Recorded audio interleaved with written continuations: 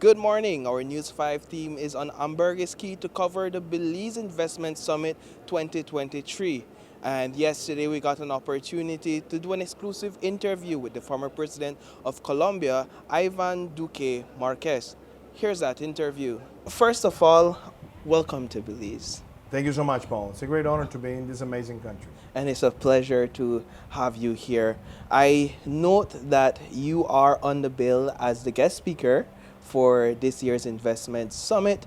First of all, let's talk a bit about what are some of the key messages that you intend to present to those that will be in attendance for that presentation. Well, as you know, I think Belize is a land of opportunity, of innovation and transformation. And I'm here to speak about the three colors that combined can be able to give Belize the dynamic for the future in economic, social, and also in investment terms. So we're talking about the orange economy, the creative economy, the innovative economy, the green economy, and the blue economy. Green and blue referring to all this beautiful land full of biodiversity, but also one of the most important coral reefs reserves around the world, and all these atolls that have this amazing linkage with nature. So if those three colors are combined, and Belize gets to provide more incentives to bring the film industry and also to make the cultural economy a big engine of social transformation. And you combine it with the blue bonds, the green finance, and at the same time, you make Belize in the land of blue ecotourism in this hemisphere. What we will have is not only the doubling, but maybe the tripling of GDP within the next decade or 15 years. So we're talking about that potential, and that's what I want to share with all the participants, but also sharing some of the lessons we had from the orange economy in Colombia, from the green taxonomy, from the 30 by 30 initiative that we achieved in 2022, and also the immense potential of protecting the coral reefs as one of the most interesting ways of mobilizing environmental philanthropy around the world to protect this treasure. How do you translate conservation in terms of the blue and green economy to a group of businessmen and women and investors? How do you bridge that gap? Well, I think you have seen something very interesting in Belize, and it has to do primarily with the idea that Belize was successful issuing a blue bond, and it was able to get a great premium or a discount in the way they managed that very important initiative, and it was one of the largest in the world before Ecuador made the bond issuance regarding the Galapagos protected area. So today, that experience can also turn into something that is more practical, which is a real debt substitution vis-a-vis climate action regarding the protection of the coral reefs. Why? Because this is one of the treasures of atolls around the world. Belize has one of the most important coral reefs centers around the planet. And if we protect the coral reefs, we're giving a message that we're protecting areas that represent 45% of maritime life. And if we do it correctly, and we also demonstrate to the world that if we protect the coral reefs, we will also be capturing CO2. And if we show the world that when you have a protected coral reef versus those that are now being affected by trawling practices, practices that basically releases the same carbon dioxide on an annual basis that the air and space industry, we're going to be showing the world that if you protect the coral reefs in Belize, you can do it in a sustainable way by mobilizing capital. Now, financial instruments are important, and that's where you have ESG bonds, but that's also when you have a green taxonomy, and that's also when you have carbon credits, either blue or green.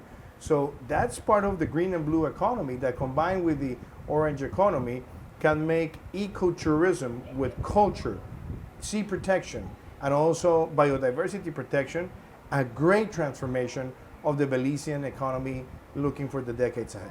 In 2020, you announced at the UN Ocean Conference that Colombia had achieved protecting 30% of his ocean. I believe you're above 30% In at this fact, yes, point. we started at 13% at the beginning of 13. my administration. We had a compromise to the 30 by 30 initiative, but we did it in 2022. And how did we do it? We worked with academia, we worked with the scientific community, and we were able to pass from literally 13% to almost 34% protected areas in the Colombian maritime territory, but we also did it in land. So basically today we have almost 34% of the Colombian territory, maritime and inland, that represents a protected area of around 34% of our territory. And what does the economic implications, or what are the economic implications Well, or that's benefits of interesting that? because at the beginning, there are people who try to make a pushback under the idea that you're going to affect, for example, Fishing? artisanal fishermen, and then you demonstrate something that is critical. Today, the scuba diving tourism, the exploration tourism, can generate for people who are providers of services to that industry more than 10 times or 20 times the income they could generate as artists and fishermen. So you need to integrate them into this new conservation economy. It makes extreme sense, but at the same time, it provides benefits. So you do good and you do well as a country because you're protecting, but also integrating communities into the conservation economy. I know that Belize has made this commitment also under the Blue Bond to protect 30% of our oceans. Is there a challenge when it comes to enforcement of such protected areas? Of course, there is. You have And to. how You do have we? to. You need to use law and order, but it's also interesting when communities have the buy-in and understand the impact of conservation. They also become protectors of the ecosystems. Trawling practices around the world are destroying coral reefs in a very complicated way. Just to give you an idea, trawling practices, as I mentioned before, every year by the destruction of the coral reefs are releasing more carbon dioxide into the atmosphere than the air and space industry in 1 year. Wow. So we need to act. But at the same time, what is interesting is when you start saying no to those practices and you start conserving and you bring communities to enjoy this beauty, and they can do it by sustainable ecotourism and also triggering scuba diving tourism, a responsible fishery, and at the same time other water sports and just enjoying the pleasure of nature, that makes the inflow of dollars more dynamic than just by keeping the traditional approach, which is to look to the other side when you have those kind of threats. Yeah. So in the case of Belize, what I found responsible and also a reference model is that the government has said, we want to protect. We want to continuously protect. We want to expand the conservation and protected areas, but we also want the world to come and enjoy. And that's why you're seeing right now that when people look at Belize, they see it as the Latin American version of Polynesia. Yeah. And that's why you're seeing all these big, responsible, but also high-end tourism brands coming to Belize. This is going to generate a new economic perspective for the country. And I think that's also important. And you have to include communities. You have to. When you include communities in the conservation economy, they also benefit.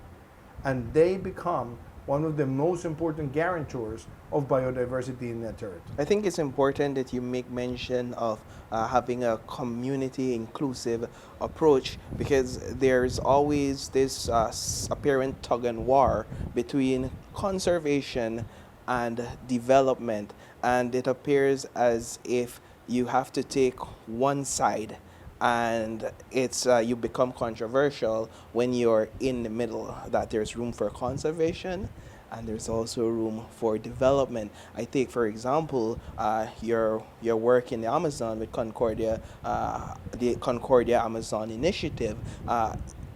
Deforestation, one of the significant issues faced within the Amazon, and has a lot to do with agriculture. Well, actually, Paul, when you look at what has happened, for example, in the Amazon, in the specific case of the Amazon, due to deforestation, in the last 4 decades, we have lost the equivalent in size of Germany and France together. So we have lost more than 20% of the Amazon land due to deforestation in the last 4 decades. We have also seen a major destruction of wildlife. But the thing is, if this pattern continues, the Amazon is no longer going to be a contention wall when it comes to emissions, but it's going to become a net emitter. And if that happens, we would have lost everything that we have done with this great patrimony of biodiversity. That's why we have to protect. But in order to generate effective protection, you need to develop a new economy. And it's a conservation, carbon neutral, responsible, ecotouristic, and green entrepreneur community to make those changes happen. It doesn't happen overnight. So the potential that Belize has is that this country has already taken to heart conservation. This is one of the countries with the most protected coral reefs in the planet. And if the world gets to know this and enjoy this and share it, and at the same time you bring to this country a dynamic orange economy with culture, cinema, movie production, and at the same time the offer of its own root music and talent and poetry and literature, and you combine it with this sea, shore, and this amazing beaches and the coral reefs, and also with the treasure that you have in land with the waterfalls and the amazing sites, and also the heritage that comes from the Mayans in this territory, the world will see something that is absolutely unique, because you never found those things together Combined. in one single place. In one single place. So this is the greatest opportunity that I think Belize has to embrace.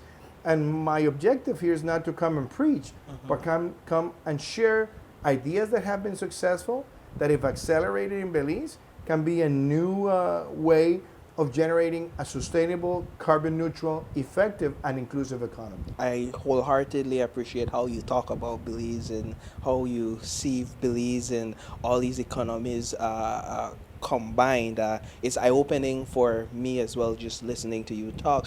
I know that in 2013 you co-authored a document, a book on the orange economy. I believe it was with the IDB, if I'm not mistaken.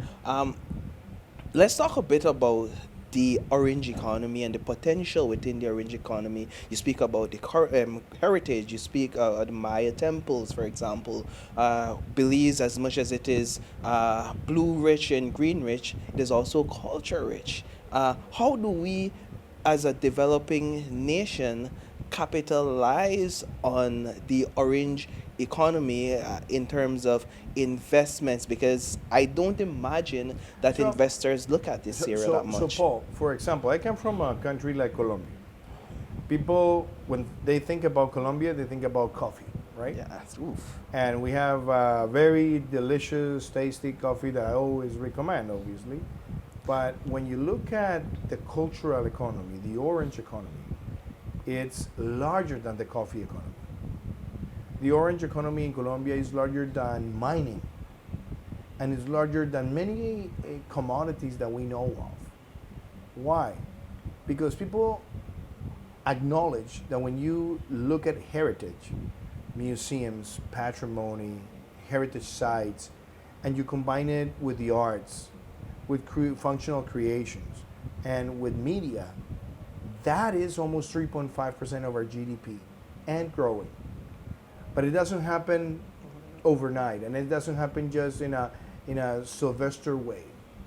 It happens because when you combine the right incentives, and you tell, for example, the movie industry, come here, you'll get a rebate, and you start generating jobs within that economy, the value triggers immediately. That's why one of the fastest growing sectors in Colombia, and that was crucial in the economic recovery in a post-pandemic world, was the orange economy. And that's why, for example, with the incentives that we created, we passed from an average $20 million investment in the movies and series production to more than $300 million. So imagine if a country like Belize combines the heritage of these amazing sites with such a beautiful patrimony, of this amazing green that you have inland, that can be beautiful for movie production, and then you combine it with this amazing coral reefs and this beautiful ocean sites and landscapes, Yeah. you can make this country one of the most interesting markets for movie production in Latin America. But that's not all. Imagine if the Garifuna music gets to be listened with your own great bands throughout the hemisphere. And imagine if you create cultural infrastructure that can bring tourists, and even the tourists that come in cruises, and they, for the day they decide to stay, they can go to a site where they can listen to the Garifuna music, or you have more festivals, or you have more offer of arts and crafts, or more offer of traditional creations. That is also a major trigger of economic transformation. So the orange economy is a reality. It's a reality in a country like mine, but it's a reality also here in Belize. But what you need to do is to integrate the Minister of Culture, the Minister of Tourism, and the Minister of Finance and say, you know what, we're going to make a big bet. We're going to get these incentives. We want to see more entrepreneurs in the orange economy from Belize. But we also want to bring investors from abroad to partner with the locals. And then you'll have a new economy that, when you realize, is going to be growing than many commodities markets that you already have in the country. And it's a bet for the future because it's based on talent. Yeah. So in times when people think about artificial intelligence, I don't think there's any artificial talent. You'll be praising human capital, you'll be praising human talent, and that is one of the greatest richness of Belize. You speak about artificial intelligence. Where does technology fit into the conversation of the orange economy? Because traditionally, I would imagine when we think of the orange economy, we think of, all right, we think of culture, we think of heritage. There's a space for technology as Yes, well. of course. Because when you look at the whole orange economy today, digital plays a big role. Imagine if you allow all the Belizean Garifuna music to be known around the world through digital technology. Yeah. Imagine if you also have animation, if you have sound production, if you have post production, if you have editing. Also here, creating an industry and opening the room for your jobs in the youngest communities. Well, they're going to use their talent and they're going to combine it with technology, and Belize can become a service providers. Are you, as you are already doing now in BPO services, imagine if those BPO services will on the same scale, but on cultural services, and you can do post-production, you can do doubling.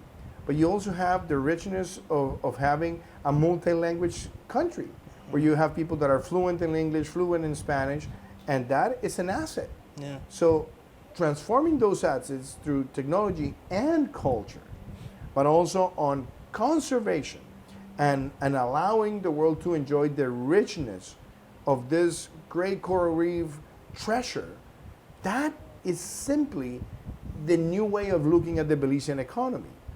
That is not to leave aside other sectors that are already impactful. You have to keep those, but you're looking to the future in a land of opportunity for new generations. And you're talking here about creating employment opportunities as well, which Well, is one of the nicest things about Belize is that when you look at the whole Latin American and Caribbean region, you have an employment rate that is something close to 2.8%, which is 2.8%. almost full employment. That's a big achievement. But also imagine if you continue generating new opportunities and you allow the human capital through talent to be employed where the talent is, and that has to do with music, with the arts, with functional creations. What you're going to be able to do is the same thing that you're doing now with call centers, where a young person gets employed and they can win by the or earn by the hour, maybe 2 or 3 times the minimum wage in an hourly basis. The same thing can happen in the orange economy, but even higher. Even they can earn more than what they could do in a call center if they're employing their talent and their human capital in a sector in which they can contribute more. That simply generates more dynamic. And I think those are the bets that countries need to make. So I'm so delighted when I see the Prime Minister talking about the orange economy and integrating with the blue economy and the green economy and biotourism and ecotourism. I think there's a great focus on the future. So if you work, as I regularly mention about the movie The Field of Dreams, where there's this amazing phrase that says, if you build it, they will come. If you build the right incentives, the right infrastructure, the right motivation, the right training, you can make Belize land of opportunity, not only for the locals, but also you can bring all these digital nomads around the world wanting to come to this amazing place because, you know, they have the landscape, Yeah. but they also have the right regulation. So those are the things that I'm going to talk about during this summit. Finally, I'd like to take a moment to just have you share briefly about your work, the work that you're doing with the Concordia Amazon Initiative. Thank you, I Paul. think it's a huge initiative, and I'd like for you to share a bit of why Belize, that is a far-flung nation from South America, should also consider the importance of protecting and conserving the Amazon. Well, I think when we look at the climate crisis we face, the climate crisis is affecting us all. And maybe countries that represent not too much in the annual emissions are one of the most threatened by the effects of climate change. Actually, Belize is one of the most threatened countries by the effects of climate change because the raise in the ocean temperatures basically starts triggering more hurricanes category 4 and 5. Now, this country is protected in some sort of way by this amazing coral reef that is like a contention wall, but it's highly, highly vulnerable to the effects of climate change. And if we really want to make a strong result in climate action, we need to work on conservation. But if we don't do the right things in the Amazon, we're not going to be successful in fighting climate change just because we have to understand that the Amazon is almost the size of the United States without Alaska and few areas. It's almost 6 million square kilometers and it has almost 50 million people, but it's the world's most important biodiversity hotspot. And it's affected by deforestation and by negative land use. So what we're trying to promote through Concordia is public-private partnerships concentrated on market-driven, nature-based solutions so that we can identify mechanisms to stop deforestation, make economic transformation, allow a better income for communities, involve indigenous communities in conservation, and be able to effectively protect the Amazon. Because we can assume that we're going to make everything right, but if we don't get right what has to be done in the Amazon, we're not going to achieve the global objectives for 2030 or 2050. So that's why through Concordia, we're trying to get together all this group of experts from all the sectors and try to connect the dots and identify market-driven, nature-based solutions that can protect this amazing land of the Amazon, where most of the most unrecognized species or substantial species for the planet have their homeland. Mr. Duque, thank you very much Thank you so much, for your Paul. time. It's been an Truly amazing appreciate it. pleasure.